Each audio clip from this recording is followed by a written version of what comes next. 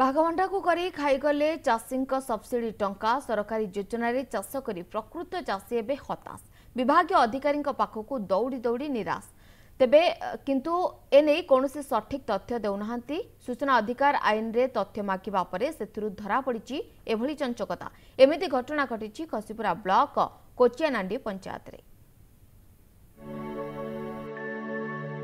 केन्दुझर जिला घसीपुरा ब्लॉक कोचियानांडी पंचायत एठाकार बहु चाषी 2017-18 सरकार विभिन्न योजन सामिल होई धाड़ी रुआ धान चाष एवं चिनाबादाम चाष करथिले।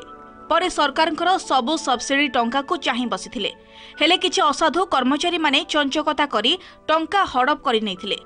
प्रकृत चाषी टंका न पाई अधिकारी माननकु पचारिबारु संतोषजनक उत्तर मिली नथिला। फଳରେ चाषी निराश होई आशा छाड़ी देथिले किंतु सूचना अधिकार आईन बल रे तथ्य मगाजिबारु सेथिरे चाषी माने टंका उठाइथिबा जणा पड़िछि हेले प्रकृत हिताधिकारी टंका पाई पारि नाही बोली अभियोग करिसंती चाषी। आमे चाहू जे आम ना केमिति धाड़ीरार अछि से जो पैसा हड़प करी बाटमारना करी खाउजंती तार तुरंत कार्यानुष्ठान नबा पई आमे अभियोग करछु। तापर तांको प्रति जो पैसा पत्र अनुदान दिया आइछि सेटा केमिति गवर्नमेंट फेरस्त करके नौ से आम मो से चाहू। चाष और चाषीर उन्नति पाई सरकार कोटी कोटी टंका खर्च करुछन्ते किछि असाधु कर्मचारी माननक पाई सरकारकर योजना प्रकृत हिताधिकारी माननक पाखरे पहुंची पारु नाही।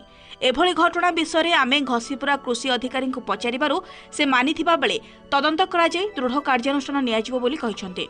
आमे चाहू से यार दृढ़ कार्यानुष्ठान ग्रहण करा जाऊ आ हम कृषक साथी निलंबित होंदु। हम जिला कृषि अधिकारी को जणाई दिया आइछि आप तदंत करा जदि किसी अनियमितता कार्यानुष्ठान ग्रहण करा तदंत करा जाय प्रकृत हिताधिकारी माननकु सेमानकर सब्सिडी दियाजिबा सहित दोषी माननक विरोध रे दृढ़ कार्यानुष्ठान पाई दाबी होइछि।